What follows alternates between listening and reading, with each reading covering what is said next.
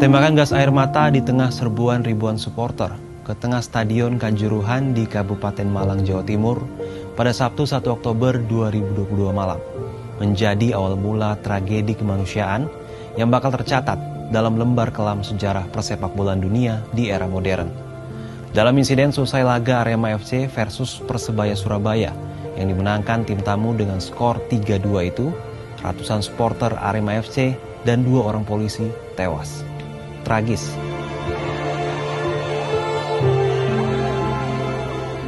Bisa dibayangkan betapa ngeri kondisi saat itu. Ada sekitar 42.000 orang di dalam stadion. Selain yang turun ke lapangan, sebagian besar masih duduk di tribun. Teriakan penuh kepanikan membahana saat gas air mata ditembakkan aparat kepolisian dengan alasan untuk membubarkan kerusuhan di dalam stadion. Namun yang terjadi justru situasi di stadion semakin kacau. Ribuan orang, tak hanya pria dewasa, tapi juga anak-anak dan perempuan berlarian menghindari gas air mata yang juga ditembakkan ke arah tribun.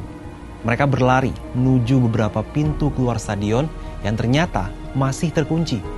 Dalam kondisi keos, mereka berimpitan, berjejalan, terinjak-injak hingga akhirnya tewas. Sebagian karena kehabisan oksigen. Tragedi Kanjuruhan bukan hanya nestapa dunia sepak bola, tapi juga duka bagi seluruh bangsa Indonesia. Padahal tiap kali jatuh korban nyawa akibat bentrok antar supporter, slogan tak ada nyawa seharga laga sepak bola terus digaungkan. Nyatanya hilangnya nyawa manusia akibat pertandingan sepak bola terus berulang. Apa yang salah dengan sepak bola Indonesia? Apakah hanya salah aparat keamanan, penyelenggara pertandingan, supporter, atau jangan-jangan PSSI sebagai wadah asosiasi sepak bola seluruh negeri kurang fokus mengelola olahraga paling populer sejagat ini? Selengkapnya kita akan bahas dalam Lensa Berita kali ini.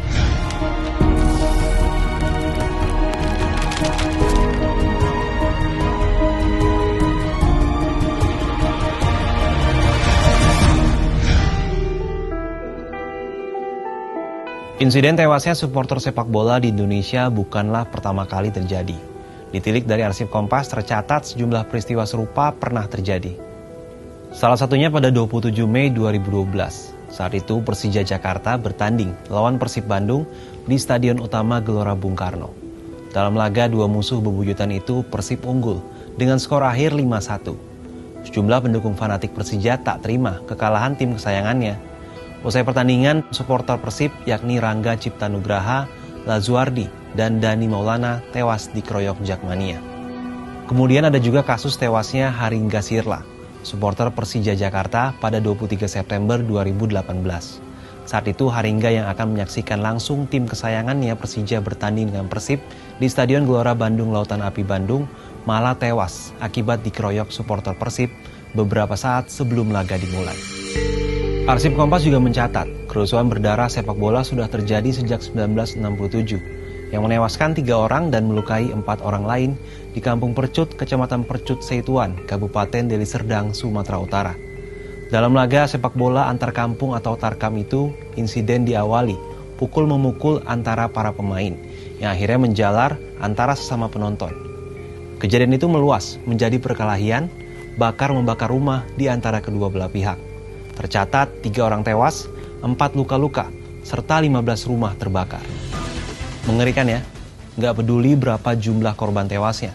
Mau 1, 2, 3, atau bahkan ratusan, tetap saja semua ini nyawa yang nggak bisa dikembalikan lagi. Di balik kematian mereka, ada pula tangis keluarga yang berduka.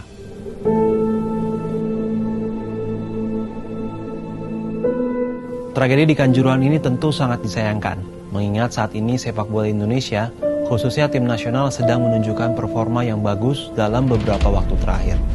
Timnas senior misalnya, kemarin baru saja 2 kali menang melawan Kurakau yang berperingkat 84 dunia. Bandingkan dengan Indonesia yang berada di posisi 155 dunia. Kemudian ada juga tim U20 Indonesia yang memastikan lolos kualifikasi Piala Asia 2023 selesai menjadi juara grup F mengungguli Vietnam, Hong Kong, dan Timor Leste.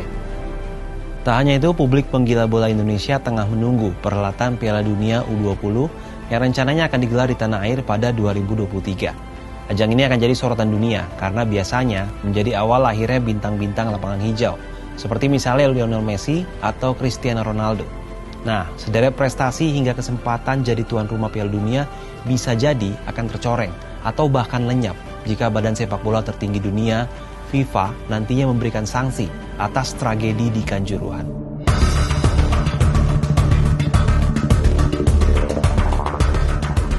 Lalu, siapa yang akan kena sanksi FIFA? Tentu semua akan kena imbasnya, mulai dari supporter, klub, tim nasional, dan yang utama, PSSI. Sebab kalau ngomongin sepak bola dalam negeri, tentu nggak bisa terlepas dari yang namanya PSSI sebagai asosiasi penaung persepak bolaan nasional dan anggota resmi FIFA. Kalau begitu, sekarang kita akan bahas soal PSSI ya. Pertanyaan awal saya, apa yang terlintas pertama kali begitu dengar nama PSSI? Yang pasti bukan prestasi ya, yang ada malah kebanyakan mengurusi konflik dan politik ketimbang mengurusi sepak bola. Padahal namanya kan Persatuan Sepak Bola Seluruh Indonesia. Nah, kalau kita runut ke belakang terkait kinerja PSSI, banyakan mana kira-kira? Prestasinya atau justru kontroversinya? Awal tahun 1990-an bisa dibilang merupakan era kejayaan Timnas Indonesia. Saat itu PSSI dipimpin oleh Azwar Anas. Indonesia untuk pertama kali mencapai peringkat tertinggi FIFA, yakni peringkat 76. Selain itu, Timnas juga lolos ke Piala Asia pada 1996. Di masa kepemimpinan Azwar juga dibentuk Liga Indonesia, yang merupakan gabungan antara Perserikatan dan Galatama kala itu. Namun, ada satu peristiwa yang mencoreng kepemimpinan Azwar, yakni insiden sepak bola gajah dalam pertandingan antara Timnas Indonesia melawan Thailand pada Piala Tiger 1998. Dalam pertandingan terakhir babak grup kedua tim, baik Indonesia maupun Thailand sama-sama menghindari kemenangan karena tak mau berhadapan dengan Vietnam, tuan rumah sekaligus tim favorit juara saat itu. Kala itu bek Indonesia Mursyid Effendi dengan sengaja melakukan gol bunuh diri yang mengakibatkan kekalahan Indonesia dari Thailand dengan skor 2-3. Atas insiden itu, Ketua Umum PSSI Azwar Anas mengundurkan diri. Indonesia juga dikenai sanksi denda dari FIFA sebesar $40.000 Amerika Serikat. Sedangkan pelaku gol bunuh diri, Mursyid Effendi, dihukum larangan bermain di kancah sepak bola internasional seumur hidup. Selain masalah di lapangan, internal PSSI pun kerap disorot publik karena skandal. Salah satunya saat era kepemimpinan Nurdin Halid pada 2003 hingga 2010. Nurdin yang juga politisi Partai Golkar lebih banyak disibukkan dengan jeratan kasus korupsi. Pada 2004 misalnya, Nurdin menjadi tersangka kasus penyelundupan gula ilegal dan korupsi distribusi minyak goreng. Kemudian pada 2005 ia juga terlibat kasus pelanggaran impor beras. Bahkan kasus ini sempat membuatnya mendekam di penjara selama 2 tahun 6 bulan. Yang bikin publik terheran, saat sudah di penjara, Nurdin gak juga mundur dari jabatannya sebagai ketua PSSI. Jadi bayangin, gimana cara dia memimpin PSSI dari dalam penjara. Lepas dari Nurdin Halid, masalah masih terus melanda PSSI. Pada masa kepemimpinan Johar Arifin tahun 2011 hingga 2015, malah terjadi dualisme di tubuh PSSI. Kala itu banyak anggota PSSI yang gak mengakui Johar sebagai ketua umum terpilih. Saat itu Lanyala Mataliti, anggota Komite Eksekutif atau Exco PSSI malah membentuk Komite Penyelamat Sepak Bola Indonesia atau KPSI yang memicu dualisme kepemimpinan. Satu kubu oleh Johar dan yang lain oleh Lanyala. Parahnya lagi, gak cuma tubuh organisasi PSSI. Di masa Johar juga terjadi dualisme liga. Kala itu Johar membentuk Indonesia Premier League atau IPL karena Indonesia Super League dikuasai orang-orangnya KPSI pimpinan Lanyala. Dampak yang terjadi akibat dualisme itu paling dirasakan oleh pemain. Saat Piala AFF 2012 misalnya, anggota timnas yang bermain di IPL bahkan gak boleh membela timnas. Akhirnya, masalah dualisme ini bisa diselesaikan pada 2013 dan kemudian mengantarkan Lanyala menjadi ketua umum PSSI di tahun 2015. Apakah masalah kemudian selesai? Belum dong. Di tahun yang sama, Menpora saat itu Imam Nahrawi tak mengakui terpilihnya Lanyala sebagai ketum PSSI dan kemudian membakukan PSSI. Adanya intervensi pemerintah dalam PSSI kemudian berbuah sanksi dari FIFA. Saat itu FIFA mencabut sementara keanggotaan PSSI selama 2 tahun dan tidak diperbolehkan mengikuti pertandingan internasional. Selesai sanksi dicabut, masalah belum selesai. Tahun 2017, Edi Rahmayadi terpilih jadi Ketua PSSI. Di masa kepemimpinannya, regulasi Liga sering berubah-ubah saat tengah berjalan. Beberapa di antaranya yakni aturan baru soal kewajiban klub mengontrak dan memainkan 2 pemain U23 selama 45 menit. Pemain asing dengan status marquee player, serta pergantian 5 pemain dalam sebuah pertandingan yang memicu pro kontra. Edi juga lebih banyak mengurusi karir politiknya ketimbang sepak bola. Salah satu kontroversinya adalah ketika dia memilih cuti dari jabatannya sebagai Ketum PSSI untuk maju dalam Pilgub Sumut tahun 2018. Nah, Ketua Umum PSSI saat ini Muhammad Iryawan alias Iwan Bule dianggap publik sepak bola nasional nggak jauh beda dari pemimpin-pemimpin sebelumnya. Lebih mentingin citra dirinya dan menjadikan PSSI sebagai panggung politik pribadi daripada benar-benar ikhtiar memajukan sepak bola Indonesia. Apalagi belakangan beredar kabar niat Iwan Bule maju dalam Pilkada 2024 mendatang. Ia kemungkinan mengikuti jejak pendahulunya Edi Rahmayadi yang sukses terpilih jadi gubernur di Sumut.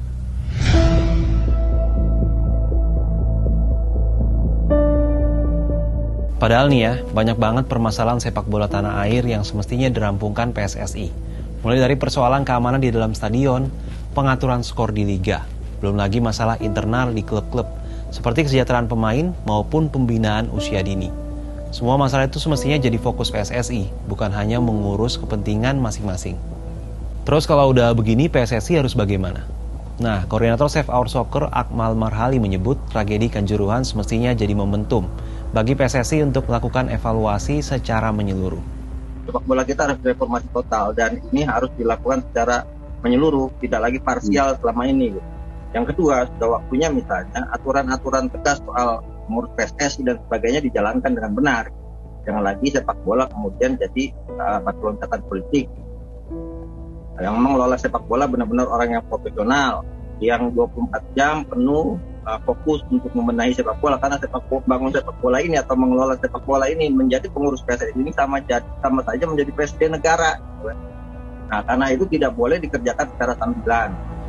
Hal serupa juga disampaikan pengamat sepak bola Ardi Nurhadi Sufi yang menyebut PSSI semestinya belajar dari kesalahan yang pernah terjadi agar persoalan-persoalan yang terus berulang bisa dihentikan. Harusnya dengan ada insiden ini bisa dimulai dari nol harusnya ya. Apalagi sekarang udah mulai banyak tim investigasi independen. Jadi selain dari PSSI ada tim investigasi dari pemerintah, ada dari jurnalis, ada. Harusnya itu bisa jadi tolak ukur untuk melihat sebenarnya seberapa tingkatan di mana sih PSSI sudah menangani masalah seperti ini. Dari situ nanti bisa dibuatkan harusnya penjagaan stadion itu seperti apa, PSSI itu harusnya melakukan apa, dan bahkan mungkin bisa menemukan orang-orang yang sebenarnya kompeten buat masuk di PSSI ya untuk mereformasi PSSI itu sendiri gitu. Jadi ini mungkin sebenarnya sudah bosan mungkin bahwa ini harus menjadi titik balik, tapi kalau tidak sekarang kapan lagi gitu? Apakah harus menunggu lagi tragedi-tragedi lainnya? Tragedi Kanjuruhan yang tercatat sebagai salah satu insiden paling berdarah dalam sejarah sepak bola dunia selain musibah di Peru dengan 318 korban tewas pada 1964 dan musibah di Ghana dengan 126 tewas, siogianya membuka mata semua pihak akan rapuhnya sistem persepakbolaan dalam negeri. Alih-alih saling menyalahkan semua pihak, mulai dari aparat keamanan, penyelenggara liga, PSSI, hingga mereka yang mengaku pecinta sepak bola nasional, masing-masing mesti mengintrospeksi diri. Sebab jika semua tak mau berbenah, mau dibawa kemana sepak bola Indonesia?